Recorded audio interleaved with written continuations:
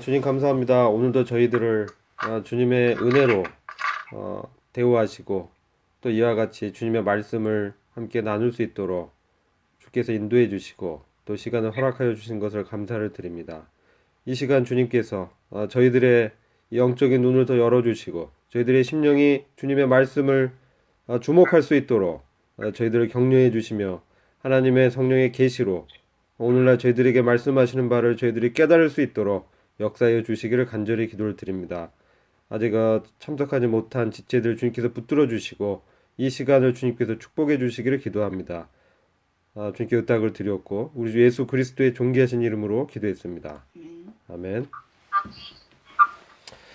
아, 오늘부터 저희가 히브리서 말씀을 함께 교제를 하기로 했습니다. 안녕하세요.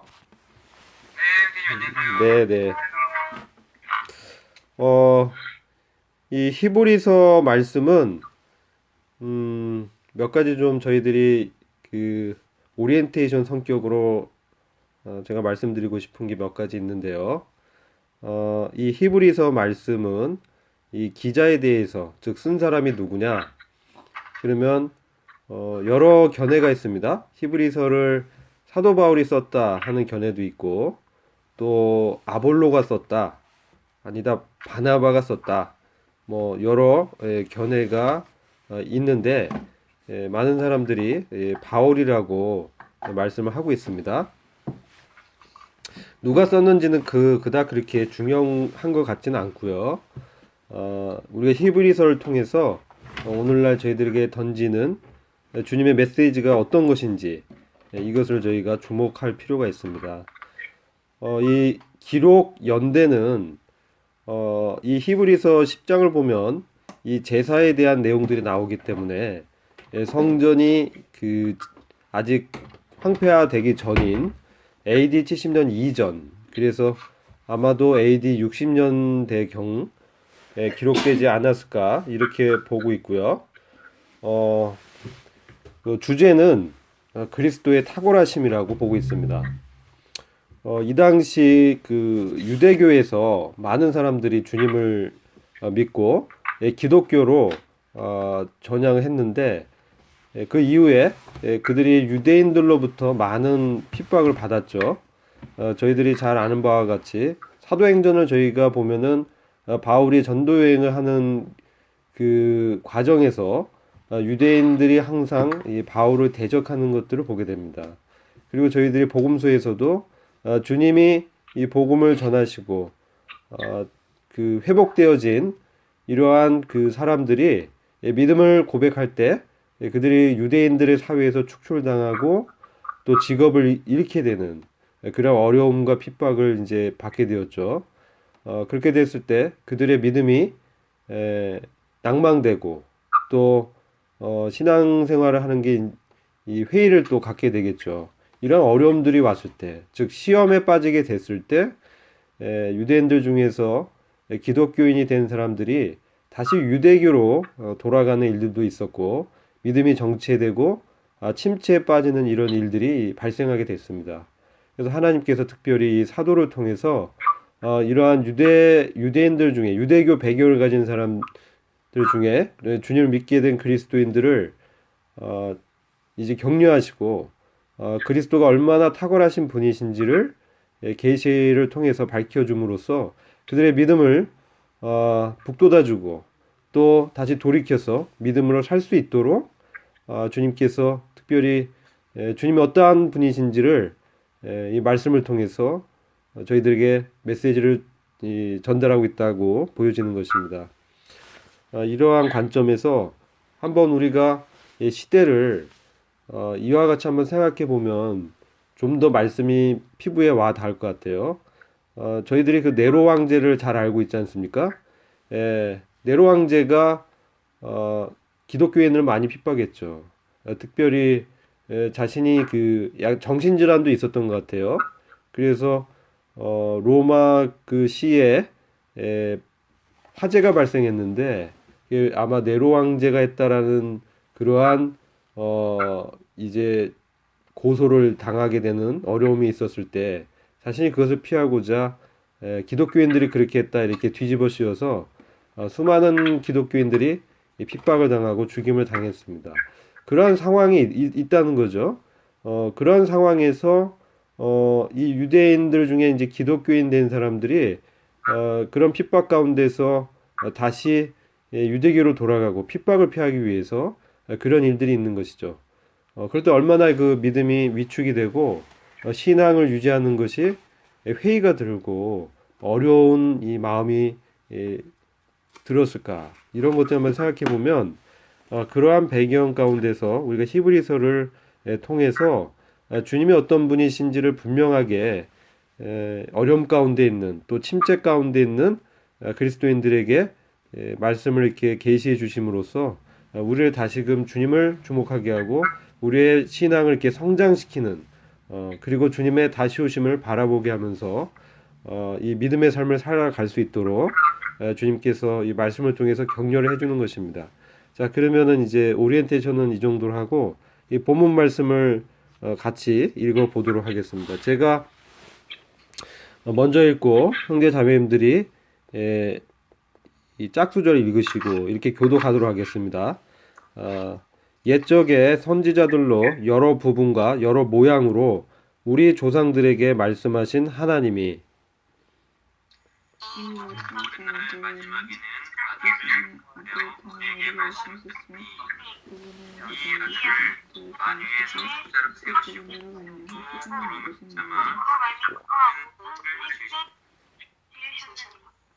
이는 하나님의 영광의 강체시요 그 본체의 형상이시라. 그의 능력의 말씀으로 만물을 붙드시며 죄를 정결케 하느니라 하시고 높은 곳에 계신 위엄의 우편에 앉으셨느니라. 그가 천사보다 훨씬 뛰어나 더욱 아름다운 이름을 기업으로 얻으시니 하나님께서 어느 때에 천사 중 누구에게 내가 내 아들이라 오늘날 내가 너를 낳았다 하셨으며 또다시 나는 그에게 아버지가 되고 그는 내게 아들이 되리라 하셨느뇨. 그가 맏아들을 이끌어 세상에 닿게 들어오게 하셨는데 하나님의 모든 천사들은 그에게 경배할지어다 하시며 또 천사들에 관하여는 그는 그의 천사들을 바람으로 그의 사역자들을 불꽃으로 삼으시느니라 하셨으되 아들에 관하여는 하나님이 주의 복을 역동하며 주의 나라의 기운은 공평한 기운이이다. 내가 의를 사랑하고 불법을 미워하였으니 그러므로 하나님 곧 너의 하나님이 즐거움의 기름을 내게 부어 내 동료들보다 승하게 하셨도다 하였고 주여 내 주께서 땅에 기초를 주셨으며 하늘도 주의 손으로 지으신 바라. 그것들은 멸망할 것이나 오직 주는 영존할 것이요 그것들은 다 옷과 같이 낡아지리니 의복처럼 갈아입을 것이요 그것들이 옷과 같이 변할 것이나 주는 여전하여 연대 다함이 없으리라 하였으나 13절 어느 때에 천사 중 누구에게 내가 내 원수로 내 발등상 되게 하기까지 너는 내 우편에 앉았으라 하셨느뇨. 다 같이 읽겠습니다. 모든 천사들은 부리는 영으로서 구원 얻을 후사들을 위하여 섬기라고 보내심이 아니뇨. 아멘. 그 1절을 보시면 이전에 주님께서 이 조상들에게 즉 유대 민족의 조상들이 있죠. 그들에게 선지자들을 통해서 또 사사들을 통해서 또 왕들을 통해서 여러 방법들을 통해서 말씀을 하셨습니다. 그런데 이제 마지막 날들에 즉 예수 그리스도께서 오실 때부터 이 말세라고 저희는 보고 있습니다. 그래서 이 말세에 우리 주님을 통해서 즉 하나님의 그 아들을 통해서 말씀을 하셨다고 말씀하고 있죠. 이 아들이 어떤 분이냐? 바로 만물의 후사다. 만물의 상속자시고 또 바로 이 주님을 통해서 창조를 하셨다라고 말씀하고 있습니다. 3절을 보시면 우리 주님은 어떤 분이신지 말씀하고 있죠. 바로 하나님의 영광의 광채시다. 바로 우리 주님은 하나님의 영광을 나타내고 계신 분이고 또한 그 본체 형상이시라. 다른 성격은 그분의 인격의 정확한 형상이시다. 즉 하나님의 인격이 어떠한지 우리가 주님을 통해서 하나님의 거룩함, 하나님의 의로움, 하나님의 공평하심, 하나님의 긍휼의 풍성하심, 하나님의 사랑 이러한 주님의 어떠하심을 신에 속한 성품을 바로 우리 주님을 통해서 볼 수가 있다는 것이죠. 그리고 그분의 능력의 말씀으로 만물을 붙들고 계신다. 바로 그분은 말씀 자체이시면서 그 말씀으로 만물을 창조하셨을 뿐만 아니라 여기서는 그 창조의 질서를 유지하고 계신 주님의 이 권능의 말씀을 말씀하고 있는 것이죠. 그리고 특별히 뒤 부분이 아주 중요합니다.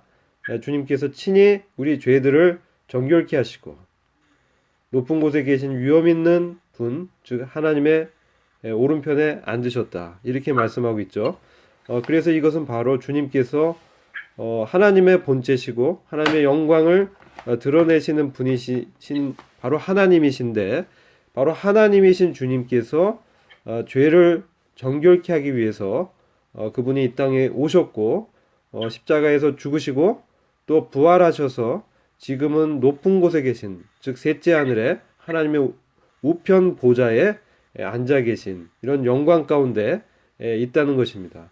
그러나 이 세상 어떻습니까? 이 땅은 지금 아직까지도 우리 주님을 부활하신 주님 바로 그리스도로 믿고 있지 않죠.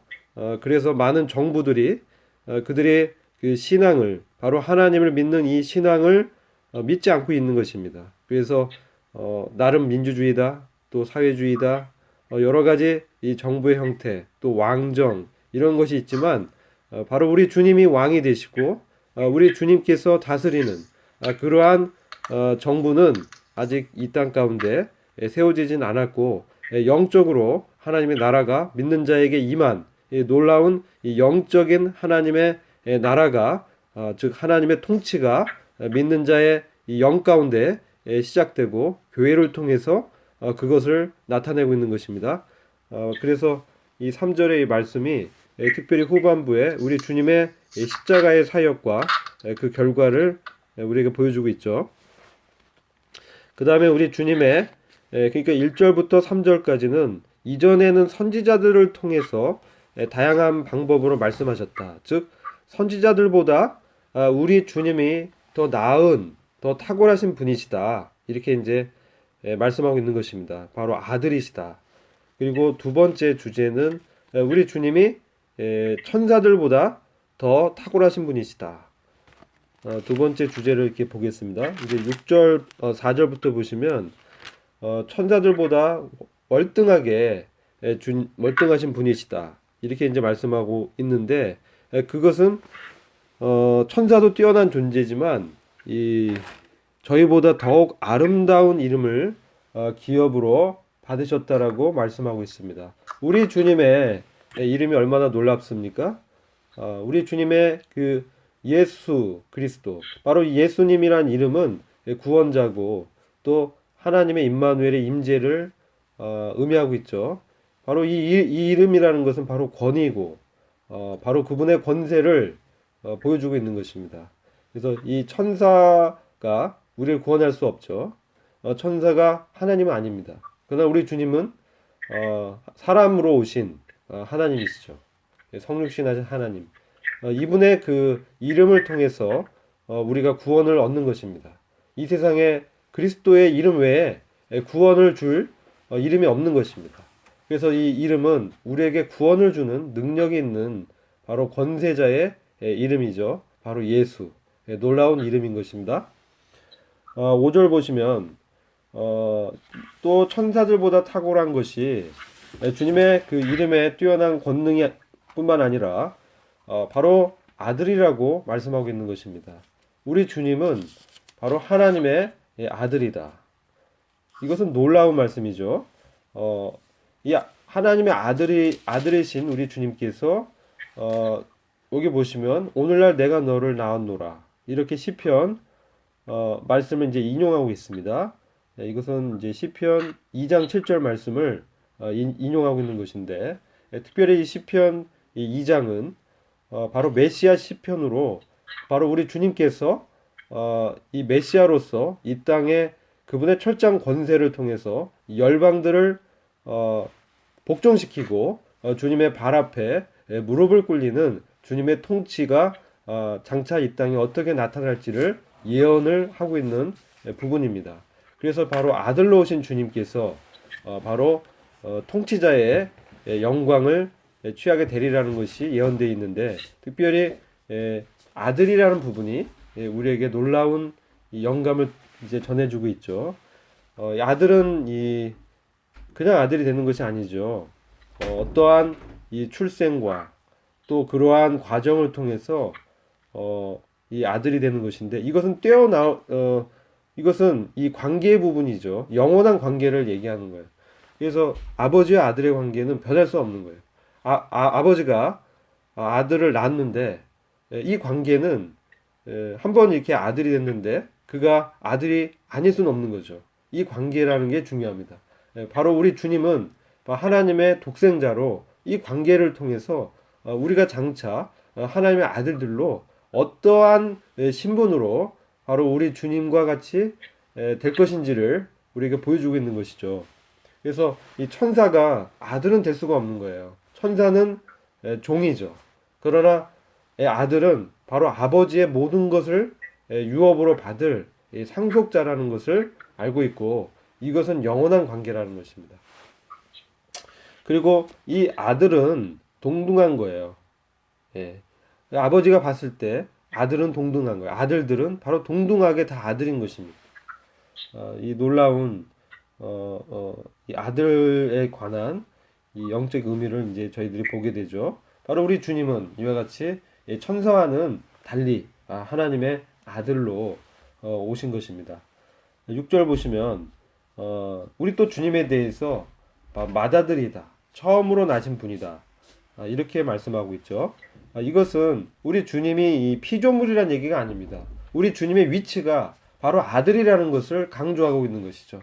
하나님으로부터 나온 독생하신 바로 그런 아들의 관계를 가지신 첫 번째 아들이라고 말씀하고 있는 거죠. 그 이후에 많은 아들들이 있어 온 것입니다. 우리가 바로 하나님의 아들들이죠. 우리 주님께서 맏아들로 오신 것입니다. 그래서 하나님의 모든 천사가 우리 주님을 이제 경배하는 것이죠. 그리고 이 7절을 보시면 이 천사들에 대해서 천사들의 역할에 대해서 말씀하고 있죠. 천사들은 영들로 이 부리는 영이죠. 섬기는 그러한 일을 하는 것입니다. 그러나 아들은 어떻습니까? 아들은 아까 말씀드린 것처럼 상속자예요. 그래서 아버지의 그 기업을 유업으로 아버지의 재산, 아버지의 권위, 이런 것들을 유업으로 받는 그러한 종과는 다른 것입니다. 그런데 특별히 8절 말씀은 놀라운 말씀이에요. 이 아들에 대해서 말씀하시는데 이 아들이 어떤 존재인지를 설명하고 있어요. 근데 오 하나님이요, 오 하나님이요, 이렇게 말씀하고 있어요. 이 아들이 하나님이라는 거죠. 그리고 주의 보좌는 영원 무궁하며 주의 왕국의 홀은 의여울이다. 주님의 이 왕권은 영원한 이 왕권이라는 것입니다. 그리고 여기서 왕국의 홀, 이 다스리는 수단이죠. 통치의 수단은 바로 의라는 것을 보게 됩니다. 오늘날 이제 불의한 이 정부, 부패한 정권, 이런 일들이 있지만 우리 주님의 이 나라는 의로운 통치가 이루어질 유일한 이 나라라는 것을 우리가 알 수가 있는 것입니다. 9절 보시면 또 주님이 어떤 분이신가, 어떤 면에서 탁월하신 분이신가를 말씀하고 있는데, 주님의 성품이 9절 보시면 의를 사랑하시고 불법을 미워하시는 그런 분으로 말씀하고 있습니다. 이것이 놀랍죠. 주님은 이 죄가 없으신 분이라는 거죠. 주님은 하나님이시면서 동시에 죄가 없으시고 바로 이 의를 사랑하셨다라고 말씀하고 있는 것입니다. 그렇기 때문에 불법을 행하지 않으시고 죄를 범치 않으시면서 오히려 이 불법을 미워하시고 이 불법의 근원을 주님께서 이 죄를 제거하신 것이죠. 그래서 이 죄가 더 이상 우리에게 권세를 부릴 수 없고 죄의 권세가 우리를 어찌할 수 없는 그런 놀라운 우리가 성령의 새로운 법 가운데 우리를 두시고 우리가 믿음으로 말미암아 의롭게 되는 은혜를 입게 된 것입니다. 얼마나 놀랍습니까? 이것은 어느 누구도 이 의를 행할 수 있는 존재가 없었습니다. 오직 우리 주님만이 의를 사랑하셨기 때문에 바로 이 하나님의 의라고 로마서에서는 우리 주님을 말씀하고 있죠. 하나님의 의, 즉 하나님의 뜻을 그대로 순종하셔서 이루신, 그래서 하나님의 옳음을 이 땅 가운데 나타내신 그것을 말씀하고 있죠. 그래서 율법을 완성하신 하나님의 거룩, 하나님의 그 의의 기준인 그 율법을 정말 그 완전하게 그 목적을 이루시고 의롭다 여기는 그러한 은혜를 우리에게 주시기 위해서 우리 주님께서 이와 같이 하셨다는 겁니다. 이 부분은 우리가 로마서 이 말씀을 통해서 한 번 더 확인할 수가 있죠. 로마서 3장 말씀을 잠깐 보겠습니다.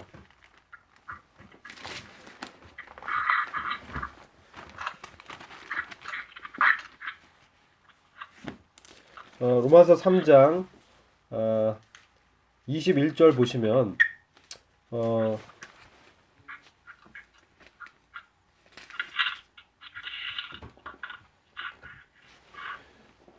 이제는 율법 외에 하나님의 한 의가 나타났으니 율법과 선지자들에게 증거를 받은 것이라. 율법으로는 우리가 의롭게 될 수 없었죠. 그렇지만 율법 외에 하나님의 한 의이신 바로 그리스도가 나타나신 것입니다. 그래서 이 의는 행위로 얻는 것이 아니라 율법을 지켜서 하나님으로부터 의롭다 인정받는 것이 아니라 우리 예수 그리스도를 믿음으로 말미암아 차별 없이 모든 사람이 의롭다 여김을 받게 되죠. 이것이 은혜죠. 그리고 24절 보시면 그리스도 예수 안에 있는 구속으로 말미암아 하나님의 은혜로 값없이 의롭다 하심을 얻은 자 되었느니라. 이와 같이 주님께서 우리를 의롭다 하시기 위해서 의를 사랑하셨다. 그래서 자신을 십자가에 생명을 십자가에 이렇게 들이셨죠. 십자가의 제물로 달리셔서 그분이 우리의 죄를 대속하시고 죄의 저주를 대신 받으신 거죠. 그러므로 말미암아 우리가 구원을 얻을 수 있는 이 길을 우리에게 주신 것이죠. 자, 그 다음에 보시면 25절 3장 25절 로마서 이 예수를 하나님이 그의 피로 인하여 믿음으로 말미암는 화목 제물로 세우셨으니 이는 하나님께서 길이 참으시는 중에 전에 지은 죄를 간구하심으로 전에 지은 죄들을 용서하심으로 자기의 의로우심을 나타내려 하심이니 바로 율법이 아니라 화목제물 대신 바로 우리 주님을 통해서 죄를 사하시고 이와 같이 믿음으로 의로워지는 은혜를 베푸시는 우리 주님이 얼마나 의로우신 분인가. 바로 이것은 바로 그리스도 안에 있는 바로 연합의 비밀이죠. 우리가 주님과 함께 연합됐기 때문에 주님의 의가 우리의 의가 되는 것이죠. 이게 놀라운 것입니다. 그리고 주님이 고린도전서 1장 30절에 주님 자체가 예수는 하나님께로부터 나와서 우리에게 지혜와 의와 거룩과 구속이 되셨느니라. 그래서 우리 주님 자체가 우리의 의가 되신 것이죠. 우리가 그래서 주님께서 의를 사랑하셨다라는 것의 영적인 의미를 우리가 이제 보게 되고요. 이 로마서 3장 26절 보면 이때 자기의 의로우심을 나타내사 자기도 의로우시며 또한 예수 믿는 자 우리를 의롭다 하려 하심이니라. 자, 그래서 주님의 의를 사랑하는 이런 것이 어떠한 영향을 미치고 어떠한 결과를 우리에게 미치고 있는지 이것을 이제 우리가 알 수가 있습니다. 그리고 이제 불법을 미워하였다. 그래서 지금은 이제 불법의 비밀이 활동을 하고 있지만 막는 자가 있어서 막는 이가 옮길 때까지 그 활동이 저지가 되고 있습니다. 이게 데살로니가 후서 2장에 나타나죠. 바로 이 불법, 무법한 거, 바로 이런 활동이 이 바로 막는 이가 있기 때문에 막고 있는데 그 부분이 또 중요한 의미가 있죠. 데살로니가 후서 2장 말씀 잠깐 보겠습니다. 데살로니가 후서 2장 7절이죠. 7절 데살로니가후서 2장 7절 불법의 비밀이 이미 활동하였으나 지금 막는 자가 있어 그 중에서 옮길 때까지 하리라. 이 불법의 비밀이 활동하고 있어요. 그러나 활동하고 있지만 완전하게 이렇게 이 세상 가운데 드러나서 이 세상을 완전히 망가뜨리지는 못하고 있습니다. 이 불법의 비밀은 바로 적그리스도인데 바로 이 죄의 아들, 멸망의 자식, 바로 이 죄와 짝한, 바로 이 사탄과 완전히 연합한 이런 존재가 이 영향력을 미쳐오고 있지만 이 드러나게 세상에서 나타나고 있지는 못해요. 그러나 이 막는 자인 이것은 이제 성령이라고 분별이 됩니다. 이 성령이 교회에 내주하심으로 이 교회가 성령을 통해서 이 불법의 비밀의 활동을 막고 있는 것이죠. 근데 성령이 이 교회가 휴거될 때, 즉 막는 자가 그 중에서 옮겨질 때는 이 불법의 비밀이 완전히 풀리면서 8절 보면 불법한 자가 나타나게 되는 거죠. 이것은 자신을 도저히 어느 누구도 이 불법한 자를 제어할 수 없는 사람이라는 거예요. 어떠한 법이나 어떠한 수단으로도 이 불법한 자는 컨트롤되지 않는 완전히 죄의 그 정화죠. 죄 자체인 사람이 이 세상에 드러나서 자신을 하나님이라고 이제 하는 그런 사건이 일어난다는 것입니다. 이것을 우리가 염두에 두면 이 말씀은 어떻게 종말론의 쪽으로 어떤 관계가 있는가 이것을 이제 우리가 알 수가 있죠. 다시 히브리서 2장으로 돌아오겠습니다. 히브리서 2장 9절입니다. 2장 9절 보시면 1장 9절입니다. 죄송합니다. 1장 9절.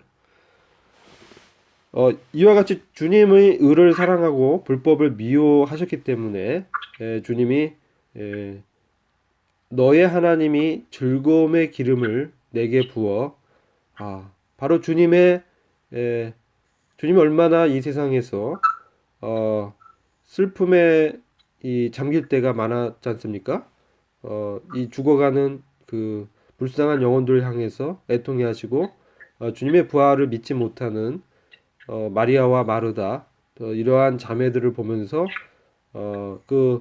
그들의 그런 무지함에 대해서 또 애통히 여기시고 주님은 눈물이 많았던 분이심을 보게 됩니다. 근데 이 구절 보시면 즐거움의 기름을 부어 주셨다. 바로 하나님의 이 즐거움이 하나님의 뜻을 이루는 이 즐거움이 바로 주님께 있었다는 것입니다. 그래서 십자가에 달리는 그 저주의 수치를 드러내는 것을 부끄러워 여기지 않은 이유가 바로 우리 주님께서 이러한 것을 즐거워하셨다는 거예요. 우리가 히브리서 12장을 1절부터 3절을 읽어보면 바로 우리 주님이 무엇을 기뻐하셨는지 그것을 이제 알게 되는 것이죠. 바로 주님은 의를 사랑하고 불법을 미워하시고 하나님을 사랑함으로 이와 같이 십자가에서 달리기까지 죽는 데까지 순종하셨다.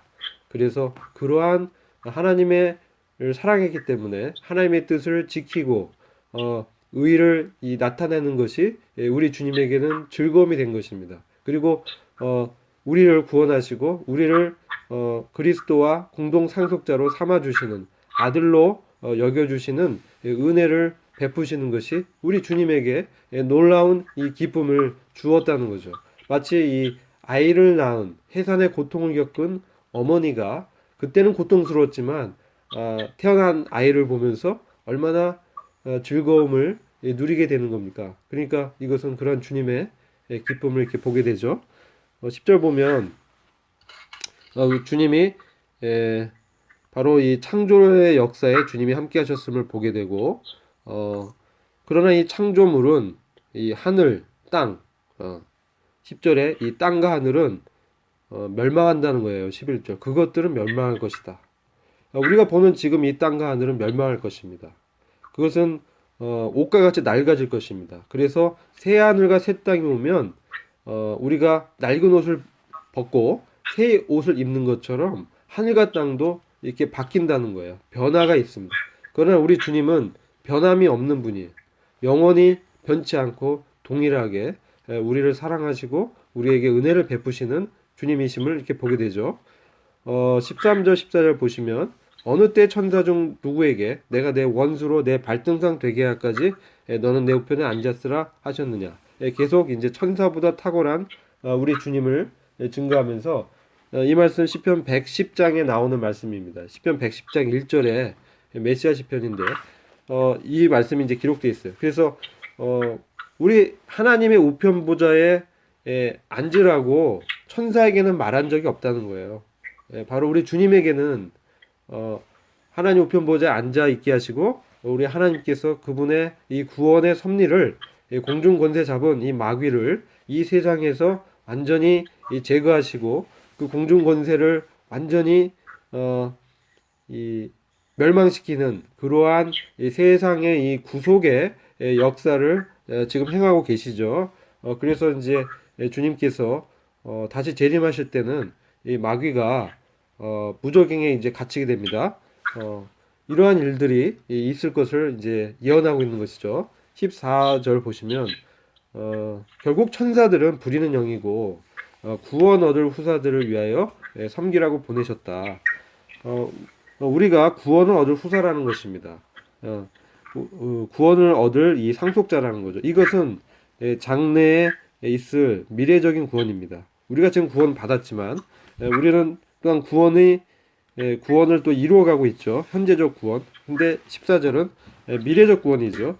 장래 우리의 몸을 죄가 없는 영광스러운 몸으로 구속하는 그러한 바로 휴거를 이 부활의 영광을 우리에게 주시는 거죠. 그래서 썩지 않고 영원한 주님의 영화의 몸을 입히셔서 하나님의 아들로 주님과 함께 다스리게 하는 놀라운 이 유업을 우리에게 주실 것입니다.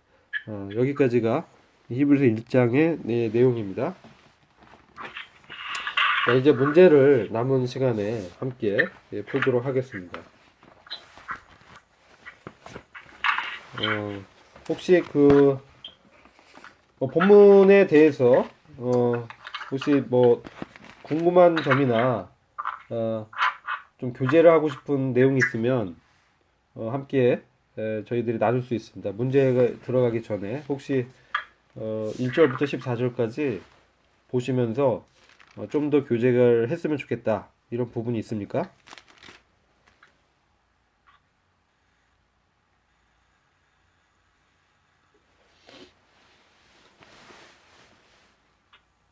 없으세요?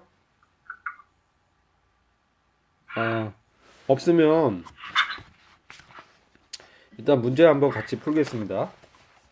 자, 1번이 하나님의 아들을 통하여 말씀하신 내용은 무엇입니까? 자, 누가 한번 풀어보시죠.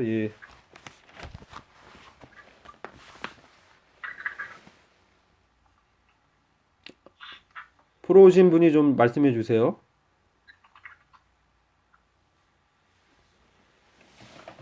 하원 형제 풀어봤습니까? 네? 네네. 한번 크게 얘기해 주세요.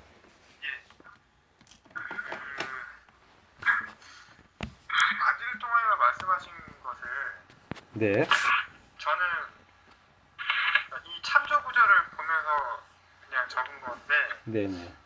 아들을 통하여 하나님의 계시에 대해서 말씀하셨다라고 생각을 했고 네네. 결국 이 하나님께서 이 세상의 창조자이시고 또 죄를 심판하시는 분이심을 아들을 통하여 말씀하셨다고 적었습니다. 네네. 그죠? 그 이제 2절의 부분이죠. 좋습니다. 이제 3절에서 또 아들을 통해서 또 말씀한 내용이 있죠.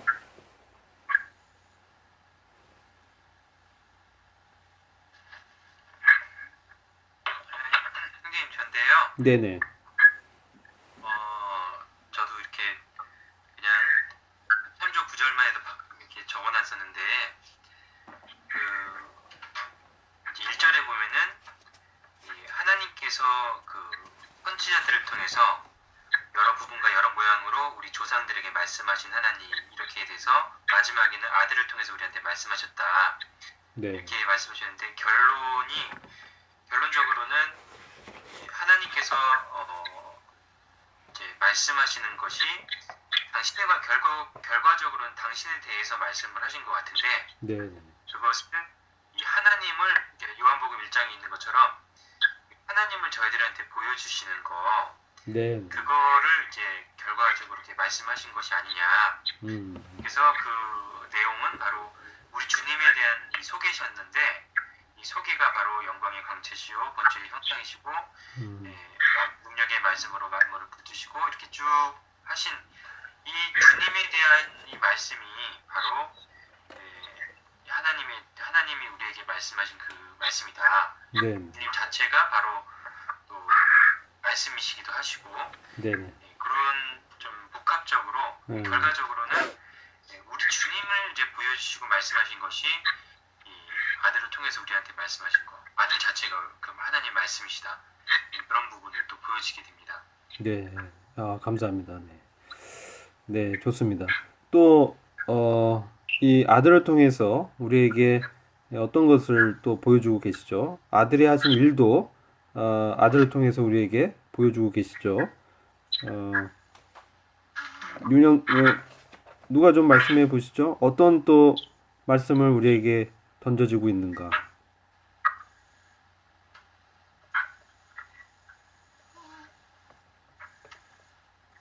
네, 말씀하세요.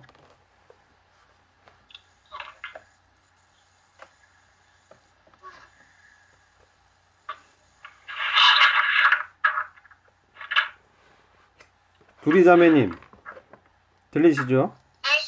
네네. 또 어떤 일을 하셨다고 말씀하고 계십니까?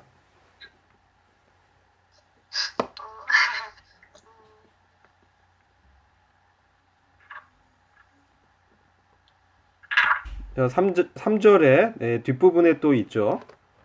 1장 3절 뒷부분.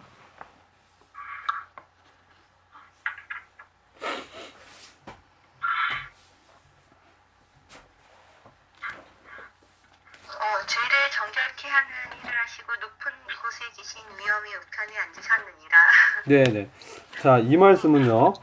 맞아요. 근데 이것은 뭐냐면, 이런 일을 하시기 위해서는 우리 주님이 이 땅에 성육신 하셔야 된다는 거죠. 그죠? 그래서 이제 우리의 죄들을 정결하게 하신 뒤에 그 앞에 특별히 부사가 이제 들어가 있습니다. 저는 이 부사가 중요한 부사예요. 어떤 부사죠? 이 아들, 네? 네? 뭐라고요?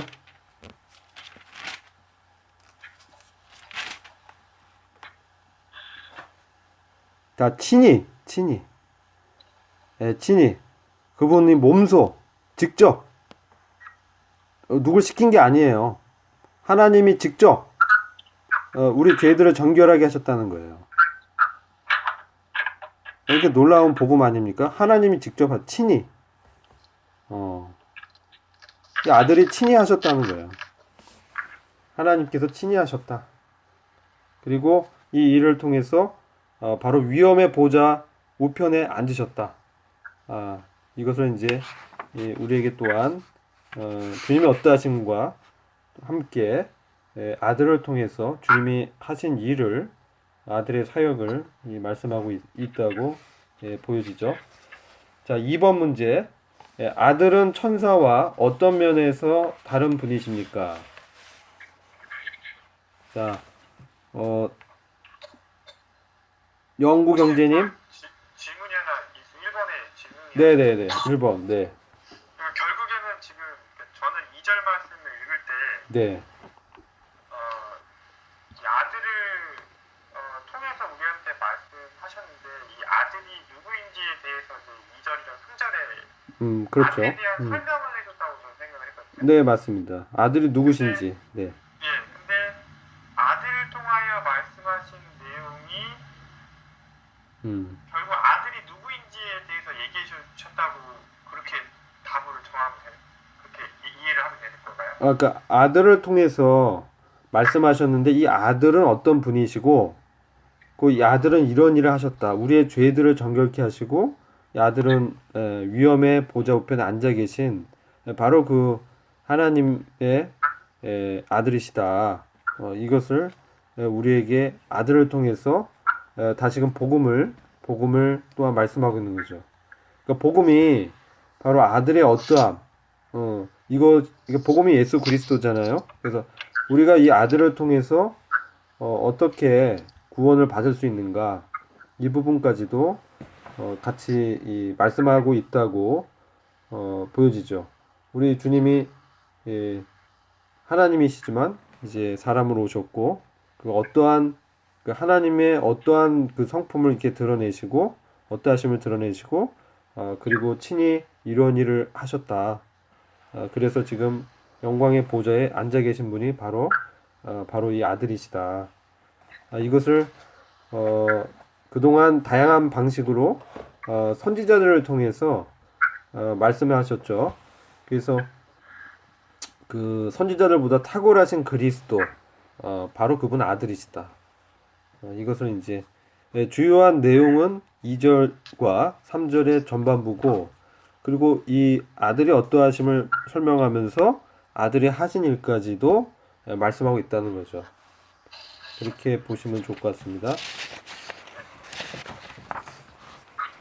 선생님, 저도 질문이 있는데요. 네네네. 4절에 보면은 그가 천사보다 더 훨씬 뛰어나면 그들보다 더 아름다운 이름을 기업으로 얻으심이 이렇게 돼 있잖아요. 네네. 근데 이제 이 본문하고 이렇게 생각을 해보면은 사실 이제 우리 주님께서 삼위일체 하나님이시지만은 아들의 그 인격으로 이제 계신 아드님이신데 네네. 구약에서는 이제 그 삼위일체의 어떤 그 부분들이 네네. 아버지, 아들, 성령으로 이렇게 구분지어서 확실하게 나와 있지는 않는 것 같은 이런 생각이 들어요.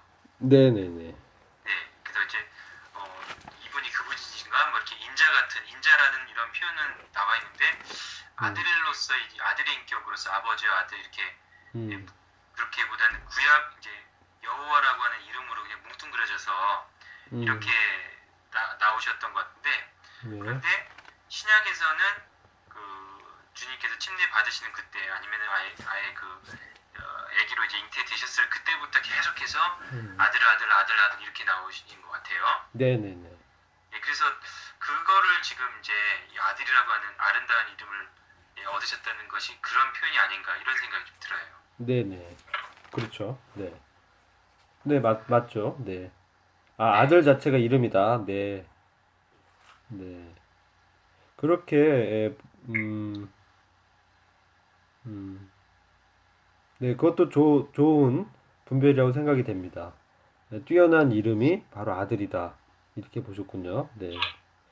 결국은 이제 아들이, 하나님이 아들의 모습으로 그리스도 예수, 그러니까 성자 하나님으로 오신 이거 자체가 놀랍다는 거죠. 그죠? 그래서 그분이 참 그분의 그 이름에 있는 저는 이제 이 이름이 바로 예수, 뛰어난 이름이다. 그분이 이 이름 자체가 얼마나 뛰어난 이름인가 그런 부분을 좀 말씀드렸고 아들 자체도 이름이다. 뭐 이렇게 보신 거죠. 그렇게 볼 수도 있을 것 같아요. 네, 그들이 갖고 있는 이름보다 뛰어난 이름을 얻었다는 거죠. 예, 근데 그것은 유업으로 이름을 얻었다. 네, 좋습니다. 예. 또 다른 질문 없으십니까?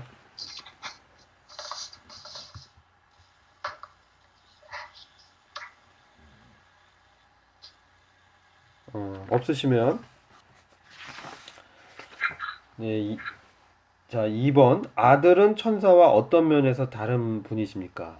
이렇게 이제 질문을 하고 있습니다. 영우 형제님, 2번 한번 풀어주시죠. 네, 선생님. 여기 6절에 보면 여기에 하나님의 모든 천사가 저에게 경배할지어다라고 되어 있고요. 네. 하나님의 그냥 천사가 아니라 하나님의 모든 천사라고 이렇게 표현한 부분이 오히려 더 강하게 이렇게 주님을 드러내신 것 같다는 제 생각이 들고요. 네. 그리고 하나님과 이렇게 동등됨을 또한 나타내는 그런 것 같고요. 네. 그리고 또 천사들은 그 이제 하나님의 종으로서의 역할이고 또 여기에 8절에 그 주님의 권세는 영원하고 또 그 권능은 힘 있는 그런 능력이 있으시다라고 이렇게 되어 있는 것 같습니다. 표현한 것 같습니다. 네, 네. 좋습니다. 네. 재원이 자매님, 네? 네, 2번 문제 한번 답변해 보세요.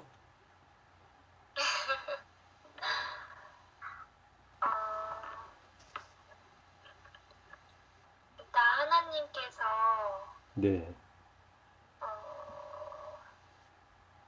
그러니까 어, 그러니까 하나님 아들은 모든 그런 천사들보다 뛰어나게 주님이 높이셨고 네, 네. 그 모든 천사들은 이제 이 하나님께 순종하는 대상이고요. 네, 네. 주님께서는 경배를 받으시고 그리고 또 아들에 관하여는 네. 하나님이여 주의 보좌는 영영하며 주의 나라의 규는 공평한 규이니이다 말씀을 보면서 주님의 정말 흠이 없으시고 네. 완전한 면을 볼 수가 있었습니다. 좋습니다. 네. 감사합니다. 네. 하나님이고 이제 다스리는 통치자. 그러나 이제 천사는 이제 섬기는 영으로 뛰어난 존재지만 아들과는 비교할 수 없는 그런 분이라는 거죠. 네. 네. 3번 문제 보죠. 하나님께서 아들을 주님으로 높이신 이유는 무엇입니까? 우리 예진자매 들려요? 네, 풀어 보셨어요? 네. 네. 하나님께서 아들을 주님으로 높이신 이유는 우리를 의롭게 하시고 아버지의 사랑을 알리기 위해서라고 써놨는데 네, 네.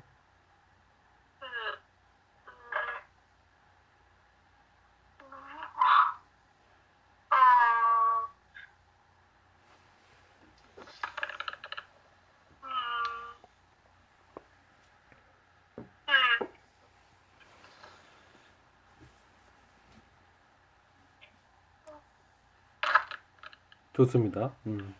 하여튼 그 의를 사랑하고 불법을 미워하신 그래서 우리 주님을 높였다. 우리가 이제 이와 관계돼서 이런 측면이 이 빌립보서 2장에서 주님이 그 주님으로 높아진 이유가 있죠. 빌립보서 2장에 보시면은 그 하나님이시지만 하나님과 동등됨을 취할 것으로 여기지 아니하시고 자기를 비우셔서 어디까지 낮추셨습니까? 사람의 형체를 입으시고 죽기까지 순종함으로 하나님의 그 의를 나타나신 거잖아요. 그죠? 그래서 만물보다 이 높은 이름을 주님이죠. 예수 그리스도 그 이름을 얻으신 그런 주님을 이렇게 말씀하고 있잖아요. 그거와도 의를 사랑하고 불법을 미워한 구체적인 주님의 행동은 무엇일까? 주님이 의를 사랑하고 불법을 미워하셨는데 거기서 이제 히브리서에서는 바로 주님을 이제 동료보다 이렇게 기름을 부어서 높이는 것이 나오잖아요. 근데 이제 과정을 보면 우리가 빌립보서 2장을 생각할 수 있는 거죠. 그래서 주님이 이 높아진 것이 주님이 의를 사랑하고 불법을 미워한 그 주님께서 바로 빌립보서 2장 6절부터 그 11절까지를 보시면 쭉 나오죠. 그래서 자기를 비워서 종의 형체를 가져서 사람들 같이 되었고 사람의 모양으로 나타나셨고 자기를 낮추시고 죽기까지 복종하셨다. 십자가에서 죽으심이라. 이러므로 하나님이 그를 지극히 높여 모든 이름 위에 뛰어난 이름을 주사 하늘에 있는 자들과 땅에 있는 자들과 땅 아래에 있는 자들로 모든 무릎을 예수의 이름에 꿇게 하시고 모든 입으로 예수 그리스도를 주라 시인하여 하나님 아버지께 영광을 돌리게 하셨느니라. 바로 여기서 주라는 바로 주로 주님으로 불리셨다는 거죠. 이 말씀이 바로 의를 사랑하고 불법을 미워하신 주님이 어떻게 구체적으로 이 땅에서 사셨는가, 이것을 이제 연관해서 우리가 생각해 볼 수 있습니다. 이게 질문이 있는데요. 네네네. 사실 제가 여기 이 히브리서 말씀에 보면은 1절, 그다음에 10절, 그다음에 13절 같은 경우 이렇게 형제님도 말씀하신 것처럼 이 아들에 관하여는 하나님이여 이렇게 쭉 하잖아요. 네네. 근데 이것에 대해서 이 화자가 말하는 사람이 이 하나님인 것 같아요. 네네. 그러니까 이제 그 6절서부터 그러니까 제가 이 영어 성경 펴서 이렇게 보면은 God가 이렇게 하나님이 나오고 그가 말씀하시기를 그가 이렇게 그래서 이 그러니까 8절 특별히 8절 같은 경우는 그 하나님이 그 아들에 대해서 하나님이라고 얘기를 하시는 거고 그리고 하나님이 아들에 대해서 또 주라고 하는 표현도 쓰시는 거잖아요. 네네. 그러니까 이게 참 굉장히 좀 놀라운 것 같고 또 뭐 질문이 많은데 시간이 많이 그러니까 참 그 호칭에 대해서 사실은 이제 그 뭐 여호와 증인들이나 이런 사람들은 하나님 이제 우리 주님을 천사 중에 뭐 뛰어난 천사 중에 하나다라고 자기들 교리적으로 얘기를 하는데 그 여기 이 말씀을 통해서 보면은 하나님이 우리 주님에 대해서 아드님에 대해서도 하나님이라고 하고 또 주라고까지 그냥 그 표현까지 하셨다라는 게 사실은 조금은 아직은 좀 익숙치는 않은 것 같아요. 이상입니다. 아, 네네. 그러니까 5절에 하나님께서 이제 그 말씀하신 적이 있다. 이렇게 그죠? 네. 그리고 또 다시 그분께서 그죠? 말씀하시기를 경배하라고 하시고 또 아들에 대해서는 오 하나님이요. 그래서 아들을 이제 하나님으로 이렇게 부르고 있는 것이죠. 그런 것을 이제 보게 되죠. 그래서 이 아들은 보통 사람이 아니라 바로 하나님이다.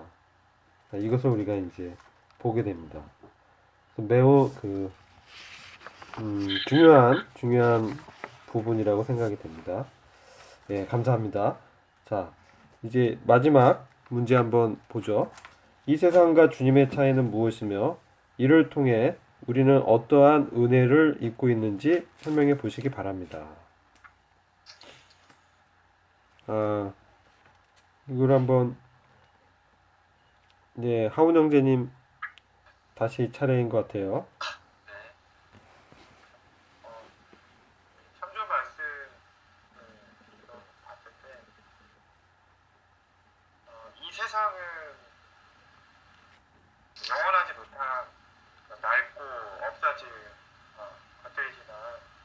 네. 우리 주님께서는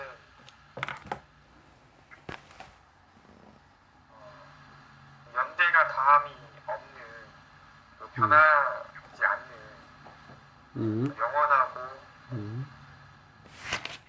충실하신 네네. 충실하신 좋습니다. 분이 있다고 생각합니다. 네네. 그죠? 주님의 차이, 그죠? 이 세상은 변하고 멸망하지만 주님은 변하지 않는다. 네, 그런 말씀하신 거죠. 예, 또, 자, 그러면, 이를 통해 우리는 어떤 은혜를 입고 있는가? 예, 적용 문제죠. 네.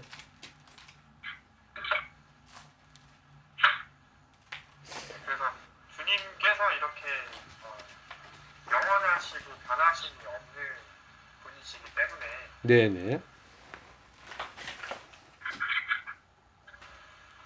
우리 주님과 연합한 우리도 음, 주님과 함께 영원히 살 수 있는 생명을 네네. 얻은 그 은혜가 있다. 예. 좋습니다. 그 13절에 보면은, 내 원수를 발받침으로 삼을 때까지 내 오른편에 앉아 있으라. 이 말씀하셨잖아요. 여기서 우리가 또 어떤 은혜를 이렇게 생각해 볼 수 있지 않을까요?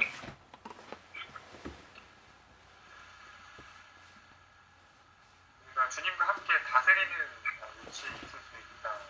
그죠? 예. 통치자의 우리와 같은 자를 통치자로 이제 받아주시고 함께 다스리는 영광을 주시는 거죠. 그런 의미도 있고 또 어떤 의미가 있을까요?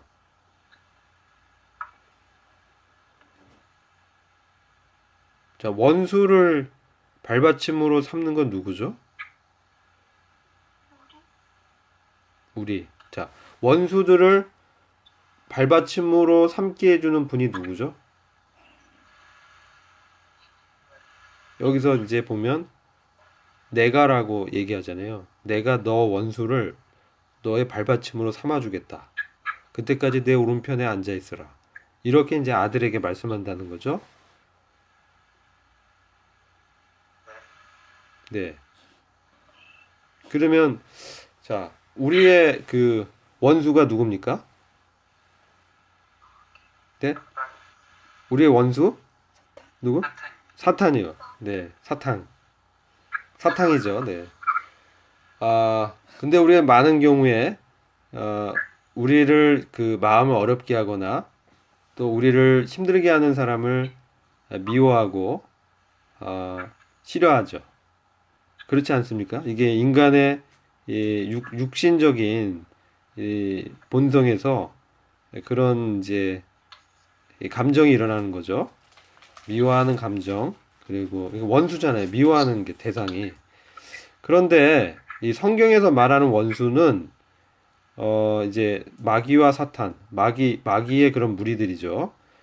그래서 우리의 싸울 대상은 우리의 싸움은 혈과 육에 속한 것이 아니요 하늘의 영적인 정사와 권세들에 대한 것이다. 그래서 이러한 이 영적인 시야가 필요합니다. 그래서 우리를 어렵게 하는 것이 이러한 사단과 영적인 그 악령들이 사람들과 환경을 통해서 우리를 우리의 감정을 상하게 하고 우리를 대적하고 우리를 힘들게 하는 거예요. 시험하는 거예요. 그걸 우리 경험합니다. 근데 우리가 이런 일을 당할 때 로마서에서는 어떻게 말씀하고 있냐? 로마서 말씀을 보면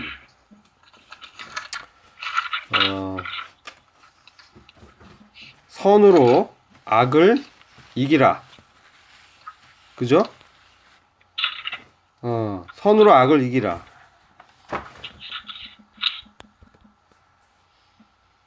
네. 이렇게 이길 수 있는 것이 근거가 로마서 12장 21절에 있어요. 악에게 지지 말고 선으로 악을 이기라.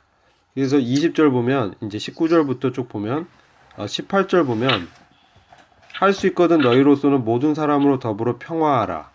내 사랑하는 자들아 너희가 친히 원수를 갚지 말고 진노하심에 맡기라.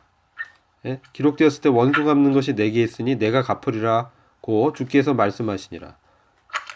그래서 주님의 은혜가 우리의 삶 가운데 실질적으로 개입하고 역사할 때 이 사람들과 환경을 통해서 우리를 시험하고 대적하고 회방할 때 바로 이 원수 갚는 것이 주님의 진노하심에 있다는 거예요. 주님께서 성도의 원수를 갚아줍니다. 근데 우리가 그것을 그 믿음으로 보기 때문에 왜냐면 이 사람이 이제 진짜 원수가 아니라 이 뒤에 있는 이 바로 사탄과 악한 영의 세력들이 이 사람을 통해서 우리를 시험하고 유혹하고 대적하는 겁니다.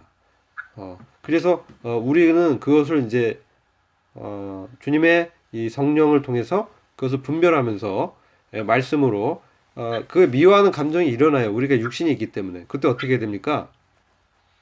육신이 이렇게 우리 격동할 때 바로 원수를 갚아주는 분이 내가 너의 원수를 너의 발받침 삼을 때까지 너는 내 우편에 앉아 있으라. 우리의 위치는 우리 주님과 함께 아들과 같이 하나님의 우편 보좌 주님과 함께 앉혀져 있는 존재입니다. 그렇기 때문에 이 땅 가운데 우리의 이 영적인 이 자유와 이러한 위치를 누구도 어찌할 수 없어요. 근데 사단은 이걸 계속 공격합니다. 그 원수의 목적은 우리의 이 위치를 우리가 잊고 우리의 거룩한 신분을 망각하게 해가지고 우리로 하여금 죄를 짓게 하고 우리로 하여금 원수를 미워하게 해가지고 우리로 감정에 휘둘리게 해서 우리로 넘어지게 하고 믿음의 침체와 침륜에 빠지게 해서 주님의 상을 잃어버리게 하는 믿음의 삶을 못 살게 하고 이 죄에 사로잡혀서 이미 우리는 하늘에 앉혀진 존재고 우리는 이미 거룩한 존재고 바로 우리 주님께서 우리의 의와 거룩과 구속이 되셨는데 우리가 이러한 감정에 휘말려서 원수를 갚으려고 하고 우리의 어떤 꾀를 내고 우리가 이렇게 이제 하려고 했을 때 바로 이것이 우리의 의의가 되는 거죠. 우리가 어떤 행동을 통해서 우리의 옳음을 증거하려고 하고 이런 모든 것이 사실 옛사람에 속한 거예요. 그래서 이것은 십자가에서 이미 처리됐다. 이미 우리는 주님과 함께 내가 너 원수를 발받침을 삼아 줄 테니까 너는 내 우편에 앉아 있으라. 이 말씀 이제 기억하는 거죠. 그리고 악에게 지지 말고 선으로 악을 이기라. 그래서 내 원수가 줄이거든 먹이고 목마르거든 마시우라. 그리함으로 내가 숯불을 그 머리에 쌓아 놓으리라. 이것은 놀라운 말씀이에요. 우리에겐 그런 능력이 있다는 거예요. 우리에게는 주님의 성품이 심겨졌기 때문에 우리가 믿음으로 주님을 바라보면서 주님을 의지하면서 나의 그 감정과 나의 이 육정은 이미 십자가에 못 박혔다. 나는 죽은 자다. 이렇게 믿음으로 여기고 나아갈 때 바로 우리 안에 부활의 주님의 인격이 나타나는 거예요. 이를 위해서 우리는 어떻게 해야 돼? 기도해야 돼. 기도하고 주님의 약속을 기억하고 그렇게 했을 때 바로 주님께서 주님의 진노 가운데서 그 마귀의 세력을 멸하시고 우리에게 상을 주실 것입니다. 우리에겐 이런 확신이 필요합니다. 이 믿음이 필요한 거예요. 그래서 우리가 히브리서 말씀을 통해서 이러한 그 은혜를 우리가 어떠한 은혜를 입고 있는가? 주님의 우편 보좌에 함께 앉아 있는 놀라운 이 위치와 여기서 오는 자유와 권능과 이러한 진리가 너희를 자유케 하리라. 우리가 주님으로 함께 이 동행하는 이 은혜가 얼마나 놀라운가. 제가 이제 그런 부분을 좀 추가적으로 이 말씀에서 좀 교제할 필요가 있다고 좀 생각이 되어서 시간을 좀 더 썼습니다. 시간이 오래됐기 때문에 나머지 질문들과 나머지 교재들은 우리가 다음 시간에 하도록 하고요. 다음에는 히브리서 2장을 읽고 문제를 한번 풀어와 주시기 바랍니다. 우리 형제님들 중에서 기도하고 마치도록 하겠습니다.